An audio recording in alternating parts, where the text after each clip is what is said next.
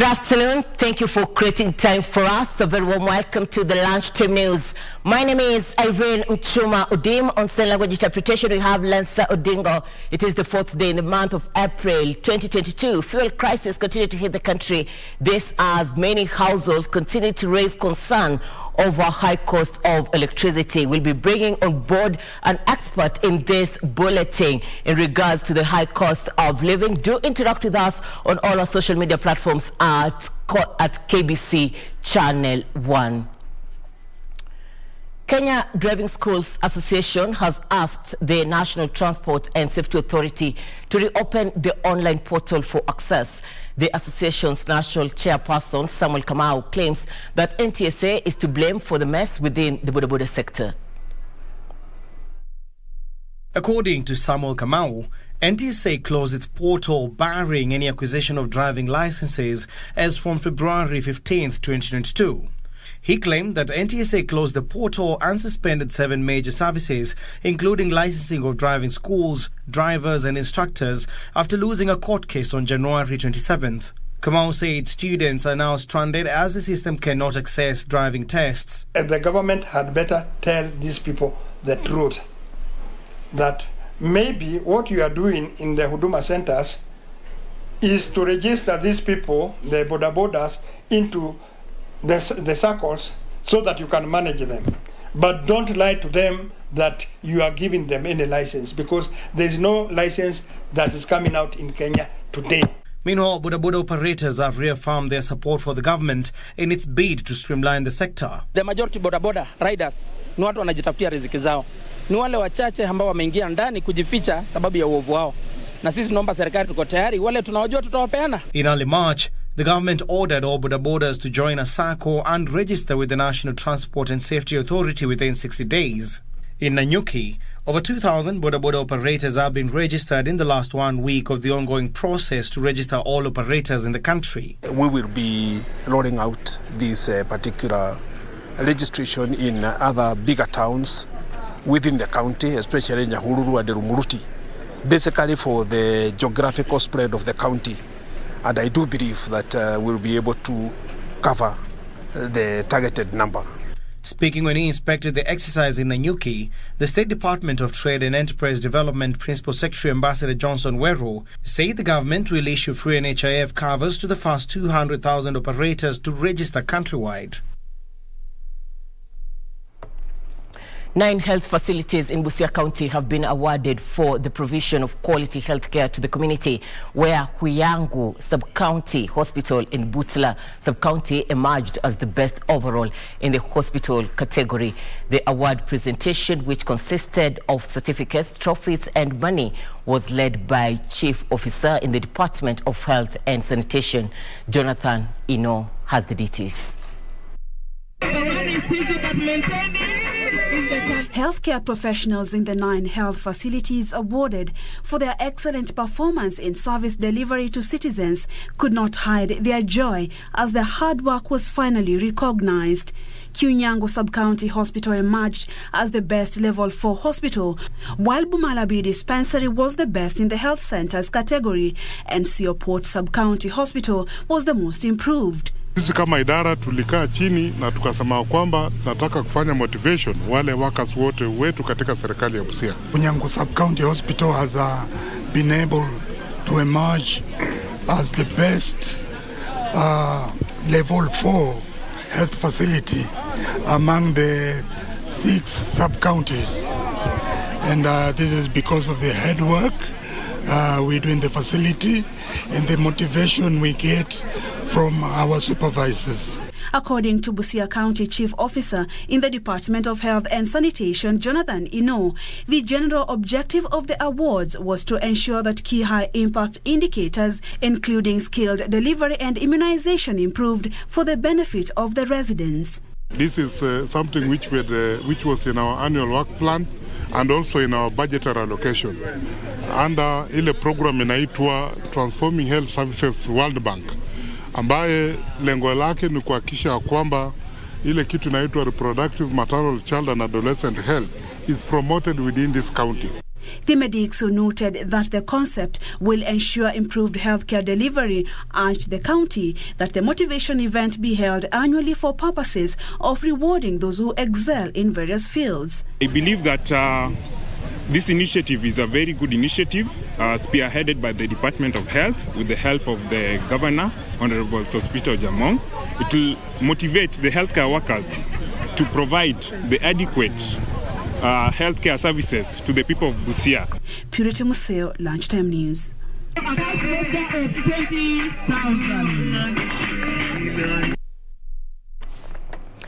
Farmers bordering the Tsavo National Park in Taita Taveta County can now breathe a sigh of relief following the successful intervention of program that has seen elephants stay away from their farms. The farmers who have struggled with the elephant menace for decades now are harvesting good yields from their farms.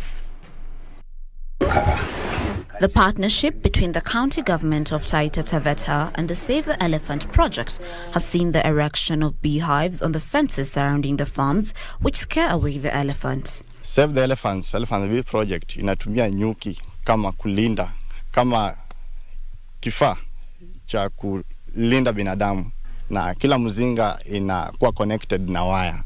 So ndovu akijaribu kuja kwa ule mzinga ambao uko occupied na nyuki, akijaribu kupita kwa waya, itashake zile hives mbili, na zikishake hivyo nyuki zitatoka.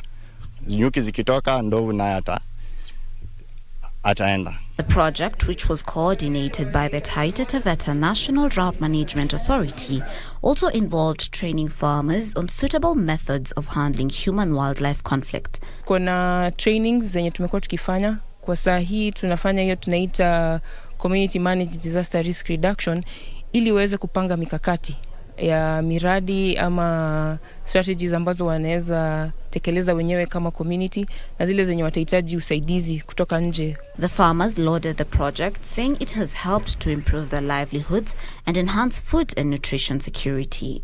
Lakini nashukuru huu mradi ulipoingia, hata hivi tukizunguka ukiona pale, kuna mwingine aliingia juzi hapo akarudi mbio, na mwingine aliingilia hapa akakula zile black tunazitaga zile hata ziko hapa, akaingia akang'oa, alipofika hapo kwa waya akarudi mbio. For Lunchtime News, Mjertich Kiprano. The Kilifi County is ecstatic after welcoming quadruplets. Grace Kavumbi from Kisumundogo area says doctors informed her earlier, but she did not believe it until after delivery when she saw all the 4 children. At Malindi Sub-County Hospital, Grace Kavumbi could not hide her joy upon delivering quadruplets, 2 boys and 2 girls, safely through cesarean section. Speaking to journalists, Kavumbi said she was happy that the entire process of pregnancy and delivery was successful. Sikutazamia, niliambiwa niko na watoto 4 lakini sikuamini. Nilivyoona ndo nikaamini, nikasikia raha sana. Mimba ya kwanza ilikuwa twins, lakini nikaachwa na mmoja. Alafu mimba ya pili ilikuwa single, msichana. Hii ni mimba yangu ya 3. Niko na vijana 2 na wasichana 2. Kwa sasa hii niko na watoto 6.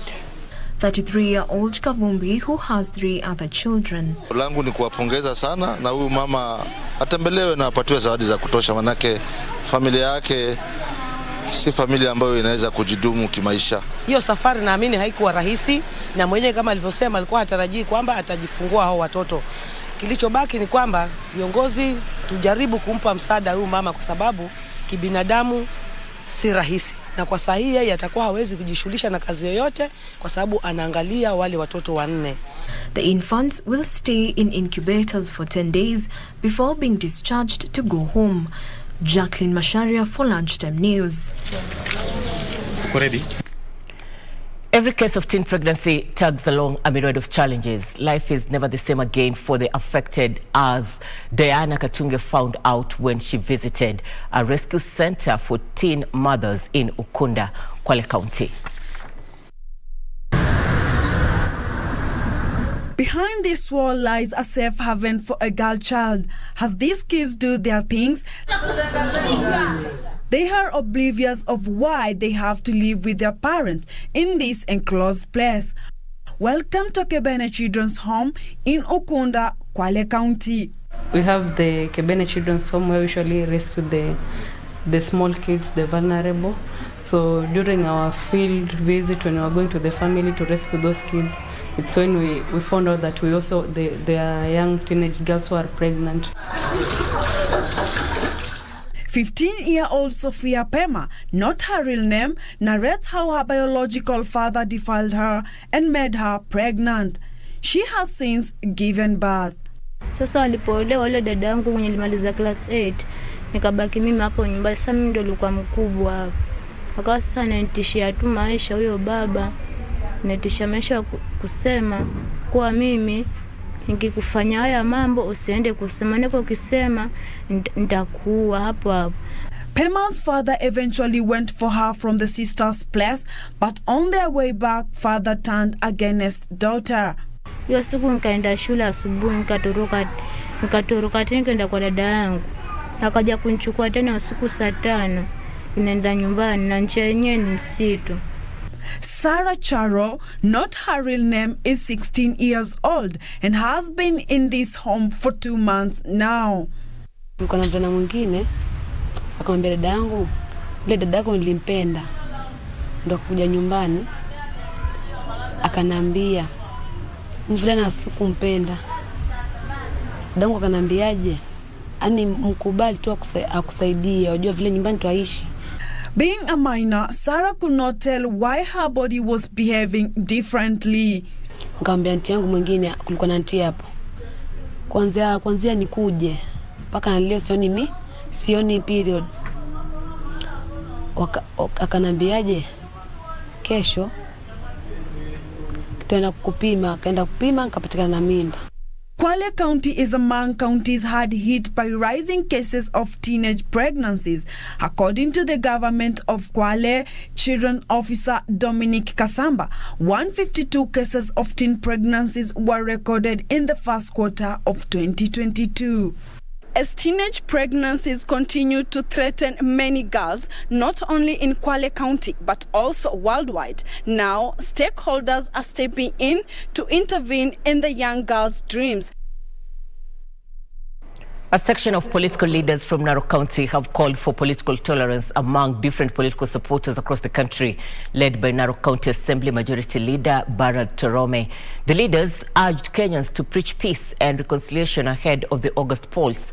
Meanwhile, Agriculture Cabinet Secretary Peter Munya has cautioned the electorate in Mount Kenya region against divisive politics. The leaders made the remarks during the official opening of African Inland Church Cereals branch in Narok Town. Narok County Assembly Majority Leader Bernard Parasoy Torome, UDA Narok Women Representative Aspirant Rebecca Tonkei, and ODM Narok North Parliamentary Aspirant Martin Kamwaro urged Kenyans to be wary of inciters. Mungu huwa amechagua kiongozi. Mwananchi hupewa ile hekima ya kuchagua kiongozi ambayo tayari Mungu amemuidhinisha. Kwa hivyo sisi kama Narok, ya muhimu tunapoingia kwa uchaguzi huu, tunataka campaign za amani kabisa. Also, Agriculture Cabinet Secretary Peter Munya has cautioned voters in the Mount Kenya region against divisive politics, saying they are detrimental to peace and cohesion in the country. Speaking during a routine visit to farmers in Kiambu, Munya said President Uhuru Kenyatta, through his ministry, had made tremendous reforms in the tea and coffee sector, and that only leaders capable of implementing the reforms should be elected. Tuande kwa wale watafanya nini? Watakuja hapo kule tunaenda. Na wale watakuja ambao wanajali wakulima, na kuna wale watakuja ambao watakuja kupora. Hiyo ni vizuri tuelewe hivi. Yale mambo tunajaribu kutatua saa hii, mengi yaliharibiwa wakati gani? Finally, Nairobi County Assembly Majority Leader Abdi Guyo, who is also Matopeni Ward MCA, has officially kicked off his Isiolo gubernatorial campaign. Guyo, who held his first political meeting with the Ameru leaders, settled on Hudson Kinyua as his running mate. Haina maana. Lakini ukiwa na title utainuka kiuchumi. Utaenda bank, uitishe pesa, ufanye biashara. Hiyo ndio kazi yangu ya kwanza. For Lunchtime News, I'm Zainab Said. You're watching the Lunchtime News. We'll take a short commercial break. We'll be back with more. Stay with us.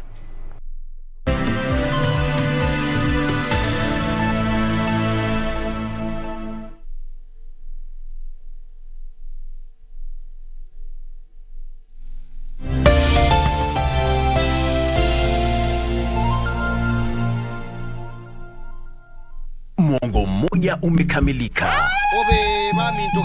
Twarejea kwa udi na uvumba, kwa vishindo si haba, nderemo na vifijo. Tulia tuli, maana mambo si kama kawaida tena, kwani kupitia runinga yako ya KBC ushapata tarehe. Vitimbi kila Jumatatu jioni saa 1:35. Usikose.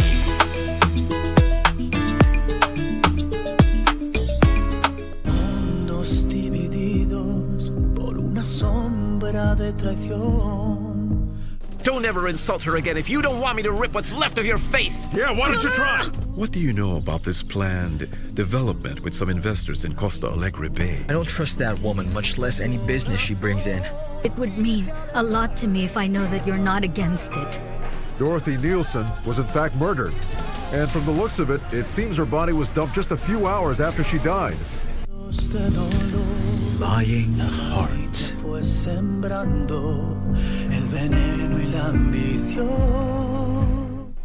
Do you have a new story to share with KBC? Get in touch swiftly on email news@kbc.co.ke or call 0723-892-654 or 0734-780-124.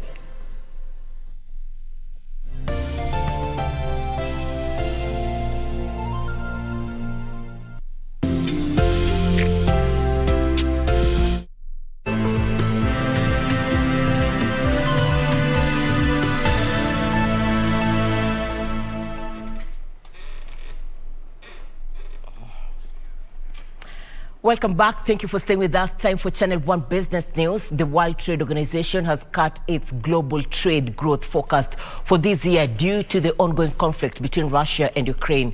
The global trade body has lowered the previous 4.7% growth forecast to 2.5% due to the impact of the war and related policies. The cut is also linked to continuing global supply chain problems that started as a result of the pandemic. Details of this and more in our International Business Roundup. Director General Ngozi Okonjo said disruptions would make food more costly, expressing worry that there is a food crisis that is brewing. WTO says although Russia and Ukraine only make up about 2.5% of global merchandise exports, they are very, very significant in certain sectors. Supplies of many food products, including wheat and corn, have been affected following Russia's invasion of Ukraine. Industry groups have warned the EU faces a shortage of sunflower oil. In total, 46.9% of global exports come from Ukraine and 29.9% from Russia, according to S&P Global. But with Ukraine's ports closed, it is struggling to export it. Meanwhile, the governor of Sri Lanka's central bank has submitted his resignation as the country faces its worst economic crisis in decades. The announcement came after all of the country's cabinet ministers resigned. Angry protesters have also been calling for the country's prime minister and president to step down. A severe shortage of foreign currency has left the Sri Lankan government unable to pay for essential imports, including fuel. The island nation of 22 million people is suffering from its most serious economic crisis since independence from the UK in 1948. Sri Lankans are also dealing with shortages and soaring inflation after the country steeply devalued its currency last month ahead of talks with the International Monetary Fund for a bailout. It comes as 26 of Sri Lanka's ministers have submitted letters of resignation, but not the Prime Minister Mahinda Rajapaksa or his brother, President Gotabaya Rajapaksa. Elsewhere, Tesla says it delivered a record number of its cars in the first quarter despite supply chain challenges. The electric car maker says it delivered more than 310,000 vehicles in the first 3 months of this year. That was almost 70% higher than for the same time last year. Chief Executive Elon Musk says The improvement came despite an extremely difficult quarter, including strict coronavirus policies in China, where Tesla has a so-called gigafactory. Tesla delivered 310,048 cars from the start of this year to the end of March, up from 184,800 a year earlier, according to figures released over the weekend. In South Africa, farmers are benefiting from agricultural technology demonstration centers, a model of agriculture development set up to boost food security. The centers, found in 23 countries in Africa, are ensuring transfer of agricultural technology and skills from China with the aim of improving the living situation of farmers across the continent. George Mudimu, a researcher at the Institute for Poverty, Land and Agrarian Studies of University of Cape Town, said the ATDCs will assist in grain production and promotion of agricultural technology against the food security of recipient countries. The goal of this ATDC was to, number one, experiment and demonstrate on agriculture the success story of China, personal training and technology extension. Then broadly, the goal of the ATDC... Betty Kiptum, Lunchtime News. Smallholder tea farmers will have access to 1.1 billion shillings in funding from Eco Business Fund to finance environment sustainability and biodiversity conservation. Family Bank CEO Rebecca Mbithi says the beneficiaries will be trained and equipped with tools to mitigate the adverse effects of climate change through sustainable use of natural resources. Here now are the details of this and others in our corporate briefs. The third largest tea producer in the world and is ranked the largest tea exporting country, representing about 22% of the global tea trade. The partnership between Family Bank and Eco Business Fund will expand access to finance for sustainable agricultural producers, particularly in the tea sector. The initiative is meant to strengthen the tea value chain where financing gaps persist. The bank says Kenya's tea sector is robust. However, climate change and other supply chain challenges poses a threat to optimum production. Family Bank CEO Rebecca Mbithi says with the funding, there will be a stable uptake from developed markets, steering other local producers towards more sustainable production methods. Meanwhile, rural SACCO stakeholders are calling on the SACCO Society Regulatory Authority to reduce charges levied on rural-based SACCOs. Speaking during an annual general meeting for the Githunguri Dairy SACCO, SACCO Chairman Joseph Mburu said that SACCOs in rural areas should not pay the same charges as their counterparts in urban areas, as income generation in the agricultural sector is proving difficult at the moment. Sometimes the seasons are not, nobody is sure about what will happen. There are diseases, that come to the cows or animals. Then that is where the farmer derives his income from. It is not well felt or well stipulated that the way we can see that savings coming back to the same member or the same farmer. So there is that gap. Finally, Base Titanium has opened talks with Kwale residents, county and national government officials in plans to expand its operations to, among other villages, Magaoni, Zigira and Masindeni. Kwale County government officials have welcomed talks urging residents to support the project since it would help create jobs and development in the area. Tazungumza na Base Titanium. Tazungumza nao kama stakeholder wa Kwale. Tuone ni jinsi gani wale ambao walifurushwa pale wakaenda kule walikoenda, japo walilipwa, ni jinsi gani base inaweza kwenda tena kuangalia vile inaweza kuinua maisha yao, kuwapatia livelihood programs ambazo nao watajihisi kwamba huu mradi umekuwa wa baraka kwetu. Hibak Said for Lunchtime News.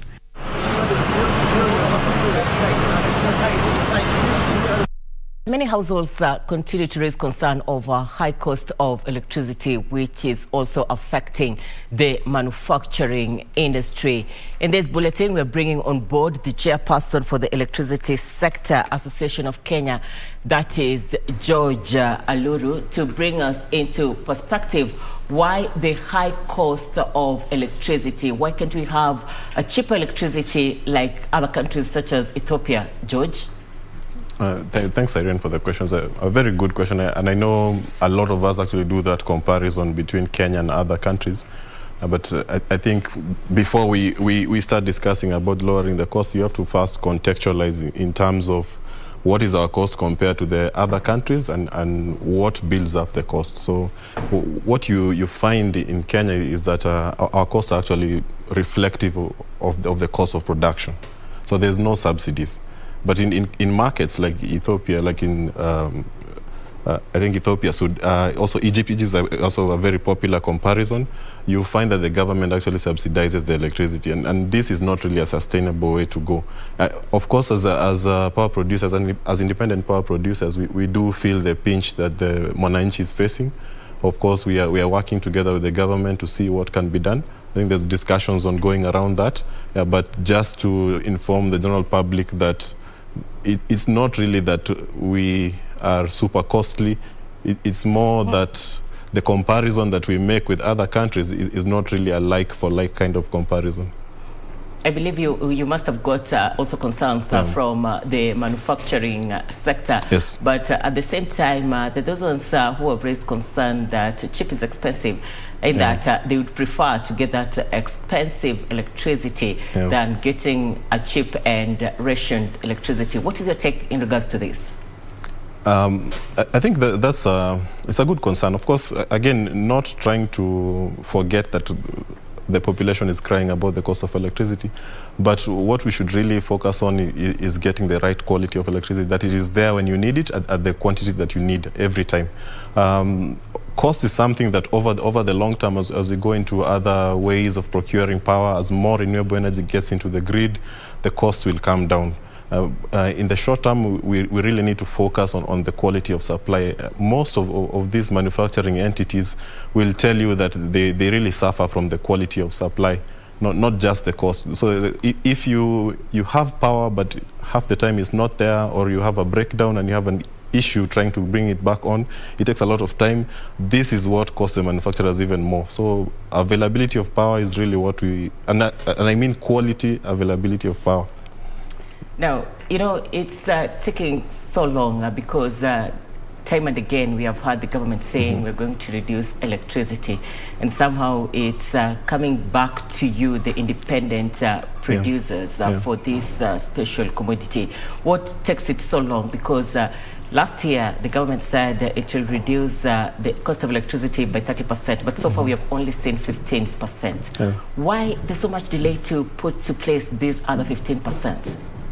I think first we must appreciate that it takes quite some effort to build a power plant. So before that power is produced, there's a lot of investment that goes into it. There's a lot of time and hard effort, and also within negotiating of these contracts that we are talking about today. So it's not a very easy thing to do, to just kind of open up the contracts and reduce the cost, the price on the contract, because there's a lot that goes into it. So the number you end up with as a tariff is composed of many building factors.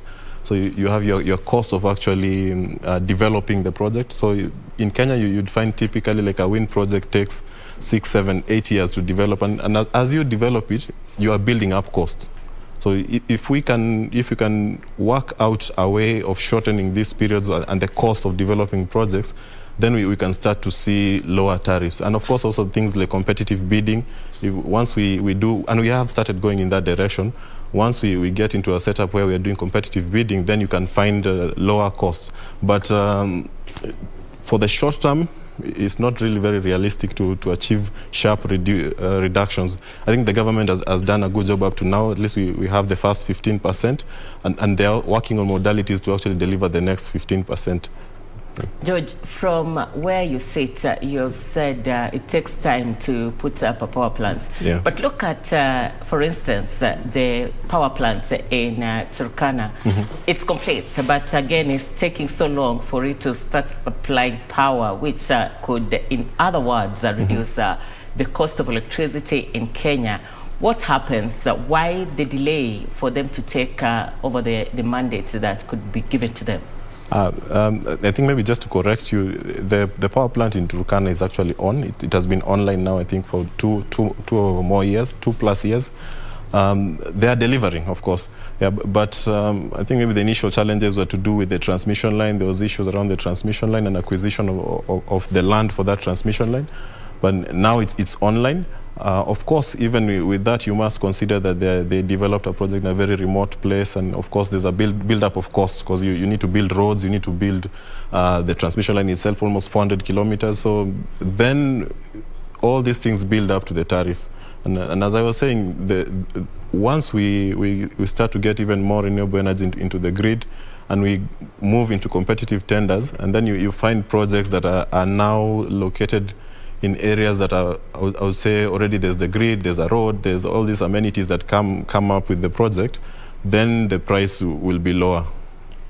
And what gets into power purchase agreements?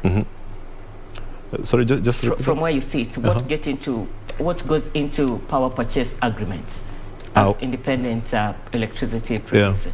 Yeah. So power purchase agreements are basically a split of risks. So you want to assure that whoever has the best capability to manage a certain risk gets allocated that risk. So in this case, the independent power producers are able to assure that their power plants will be ready to deliver power at a certain time, at a certain voltage, at a certain location.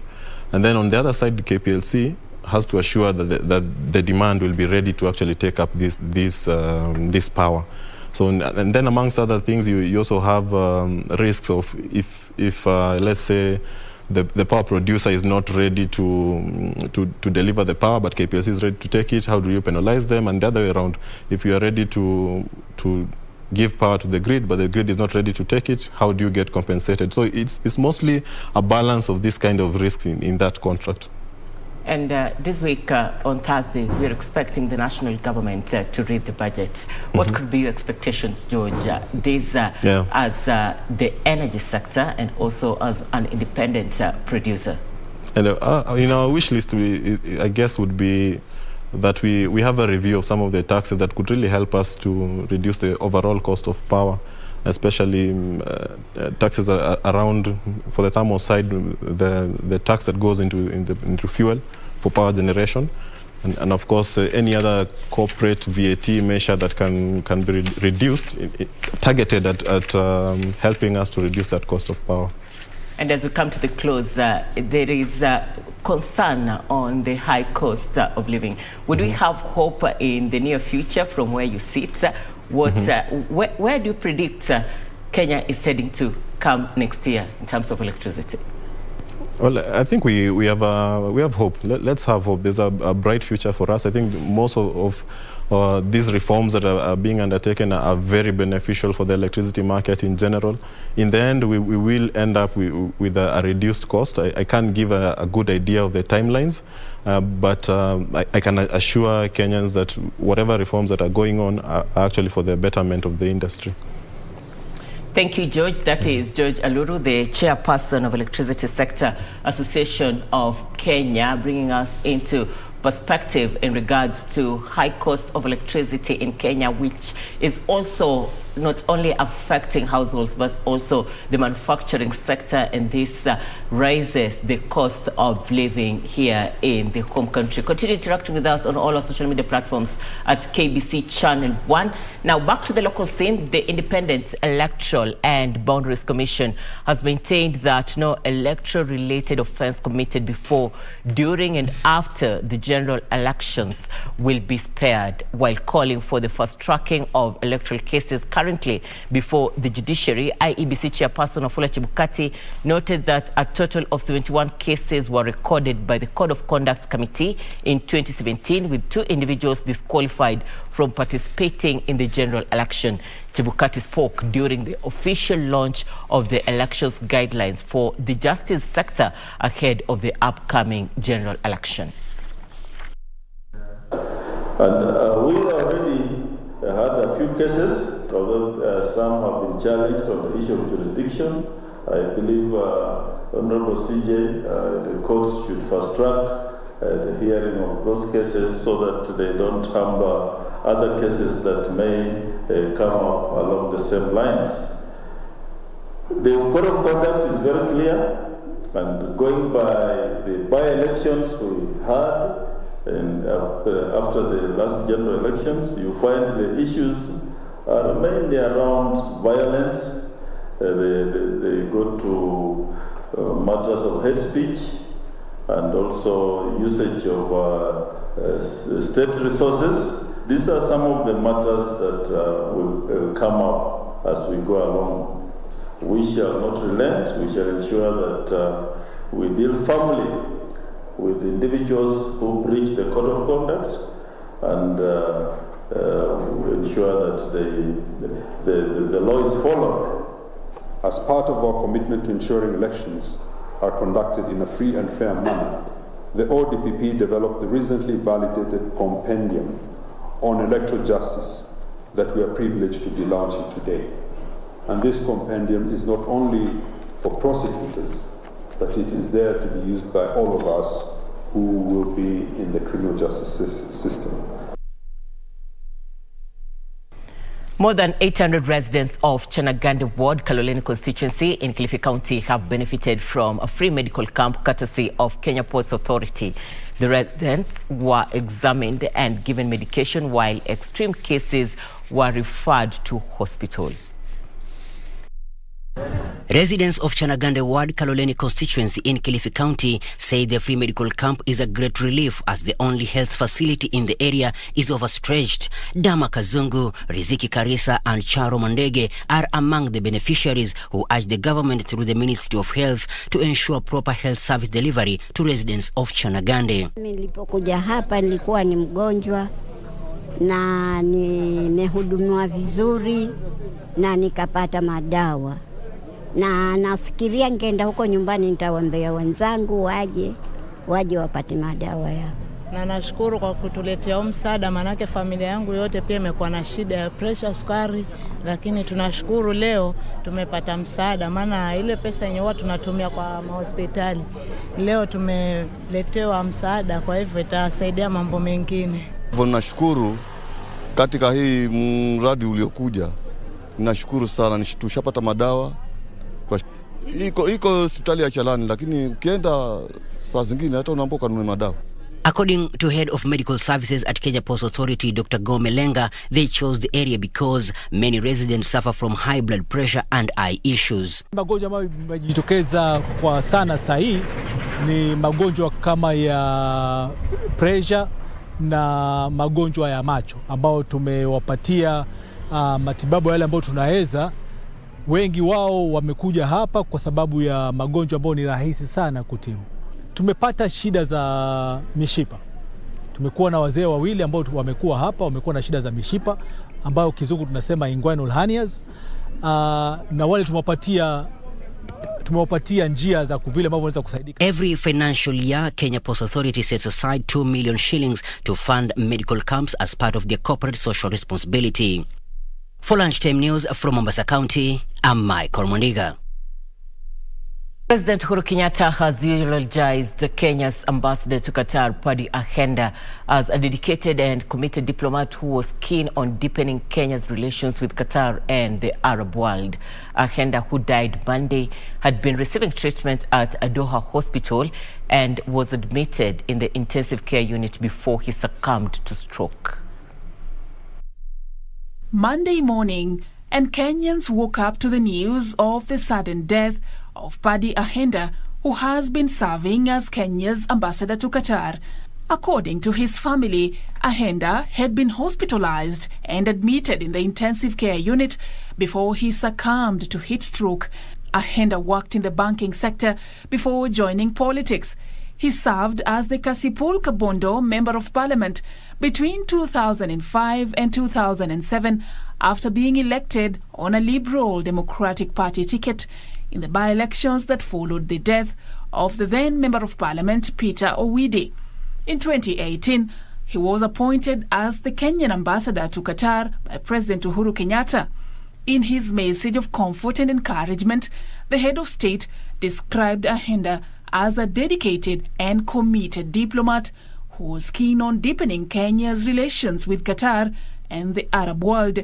He described Ambassador Ahenda as a patriot, a servant leader who left a strong legacy of development during his time as the MP for Kasipul Kabondo. Industrialization Chief Administrative Secretary David Osiany was among those who eulogized Ahenda on social media, terming his loss as devastating. David Ochola, remembering his diplomatic reception when he visited Qatar, tweeting that we have lost a great man of the people. The ambassador, who died at the age of 69, is survived by a widow and 4 children. For Lunchtime News, I'm Safin Aching Oma.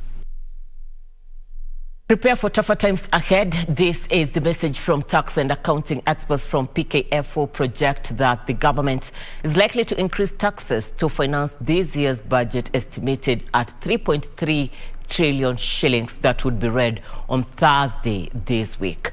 According to PKF Tax Director James Mulili, Kenyans should embrace for increased taxes on financial services, and the government is likely to expand the products that were previously exempted from tax. Ahead of the presentation of the 2022-2023 financial year budget statement by National Treasury Cabinet Secretary Okur Yatani on Thursday this week, tax and accounting experts from PKF project higher taxes to finance the 3.3 trillion shillings budget. We are looking at a tax system that is not consistent. The reason we have these discussions every year is because we have to predict what to expect, and that shouldn't really be the situation. The government should come up with a tax policy that is consistent. We should always know every budget cycle, this is what we expect to see. We should be looking at a tax policy system that is certain. Inflation is moving up. From February it was 5.1%. It's now moved up to around 6.3% in April, and we expect it to still move higher up with the fuel costs and other effects on the raw material inputs. They say variables like the rising cost of living, uncertainty around the elections, the Russia-Ukraine war and global supply chain disruptions could stifle the economy and affect tax collection. We are seeing a lot of target on anything that would net taxes from a customs point of view, import VAT, the excise duty, as well as all the other levies that come with importation. We obviously expect to see an adjustment to the products that attract excise duty. We expect to see a reclassification of some of the items that are either VAT exempt or VAT zero rated. And from a corporate income tax perspective, we just want to see the movement. What are some of these other changes that could be implemented to generate more taxes? To finance the budget, Mulili projects that the National Treasury is likely to broaden or increase levies on financial services as well as target luxurious commodities. The National Treasury is also likely to review the list or taxes for goods and services. The taxation around petroleum products is one of the areas that tax experts are going to be looking at as Treasury presents its proposed budget for the financial year 2022-2023 come Thursday. The 3.3 trillion shillings budget. Financing it is going to be a tall order, and tax experts are looking at, the financial services sector as well as a review of, excise duty and VATable goods as one of the ways that Treasury will be looking at to finance that budget. Regina Manyar reporting for Lunchtime News. The admission of the Democratic Republic of Congo is expected to bolster intra-regional trade within the East African community. East African Legislative Assembly has said the combined population and gross domestic product of the region will grow by 50% and 25% respectively. Congo was admitted into the EAC bloc last week, boosting the population of EAC by 90 million people. According to the Africa Development Bank, the Democratic Republic of Congo's real GDP is expected to grow by 4.5% this year, despite COVID-19 shocks driven by higher prices for major mining products such as copper and recovery in both consumption and investment. The giant Central African country is expected to boost the inter-regional trade by more than 25%. DRC's entry is a significant milestone for the region, given the expanded market. Kenya stands to gain a great deal from this new development, and this sensitization program of Yala shall, among other areas, spur the much-needed impetus for stakeholders to think beyond Kenya and therefore to reap and maximize the benefits from the regional integration process. Experts say DRC Congo brings huge amounts of cobalt, aluminium, gold, diamond, copper and other precious minerals. The country is further blessed with a lot of mineral water bodies, vast farmland, rich biodiversity and the world's second largest rainforest. At the moment, the need for keen assessment to establish whether the existing one-stop border posts are operating in line with the OSBP Act and its regulations cannot be underemphasized. The involvement of East Africans in the process of integration is not only fundamental, but entrenched under Article 7 of the Treaty for the Establishment of the EAC, which places a people-centered process as a key principle to integration. The East African Legislative Assembly has kicked off a week sensitization program for stakeholders aimed at enhancing the role of stakeholders in the implementation of the protocol and the establishment of the EAC common market. The meeting brings together business associations, the banking sector, regulatory bodies and governmental authorities. ELA hopes to raise the level of public awareness about the Common Market Protocol. Isufar reporting for Lunchtime News. The sanctions imposed on Russia are hitting the global tea market. The exclusion of Russian banks from SWIFT has made it riskier and more expensive for Kenyan tea exporters to receive cash for shipments as cargo lines were temporarily suspended in response to the sanctions. Russia bought 29.61 million kilos of tea from Kenya worth 6.25 billion shillings last year from 25.14 million kilos valued at 5.02 billion in 2020, according to industry data. The impact on the sanctions has led to delayed tea trade between Kenya and Russia after the recovery of the markets from the COVID-19 pandemic. The decline in the export volume has seen the price of Kenyan tea drop to 277 shillings, about $2.4 per kilogram, the lowest since January this year, as the Russian counterparts were unable to pay for the commodities. Currently, Russia is the 5th largest buyer of Kenyan tea. Last year alone, Russia bought 29 million kilos of teas from Kenya. So currently, that trade is curtailed because you can't buy for the Russian market.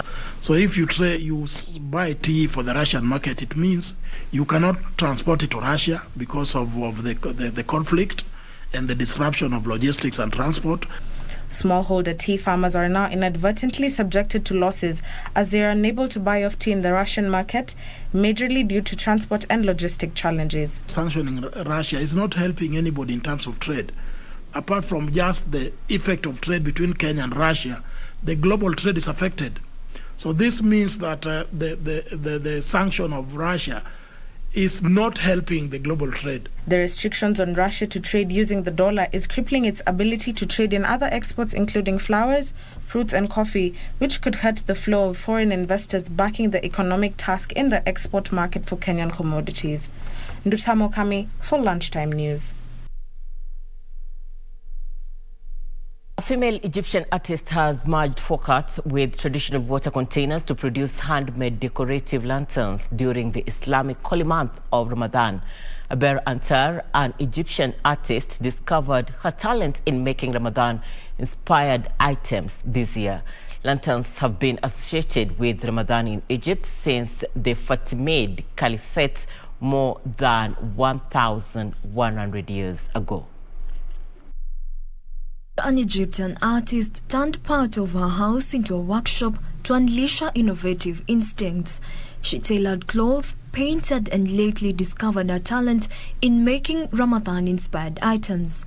I use kula, which in our folklore is how people used to drink water. It's made from clay and is said to purify water and keeps it cool, way before fridges were made. It's not commonly used here anymore, except as a decorative item in homes. Lanterns have been associated with the holy month of Ramadan in Egypt since the Fatimid Caliphate. Nowadays, they are common gifts for children. In order to spread the joyful spirit of Ramadan, Abir tries to make each kula lantern special. Try as much as possible to innovate in every piece, to make each one unique. I don't want clients to enter a shop and see identical items on display. They take home something that belongs to only them.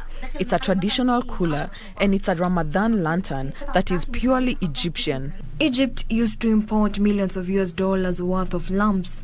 In recent years, however, a government ban on lantern imports has seen scores of Egyptian artists producing them domestically.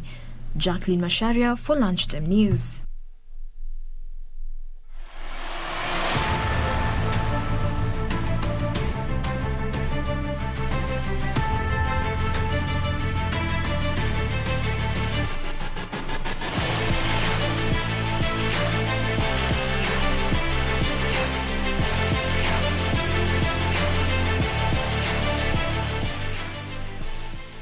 All right, let's get to the fields. Alliance Girls High School dominated the Kenya National Youth Chess Championship, which entered day 3 today at Hadija Secondary School in Mombasa County. The championship that had started on Saturday has attracted 1,500 players drawn from 195 institutions countrywide. Ivy Nyambura of Alliance Girls High School demonstrated her prowess in chess to take the lead in the girls under 18 category with 3 points after the first to the fourth tie breaks. Teresa Machio from St. Monica Girls School Kitale followed Nyambura closely with 3 points. Gosrani Naya of Pony School and Sarah Mohuana from Chwele Girls School also had 3 points. In girls under 12, Nipul Shah floored Laura Mitei 1-0, while Fantaliz Nuta won with the same margin over Ale Achieng.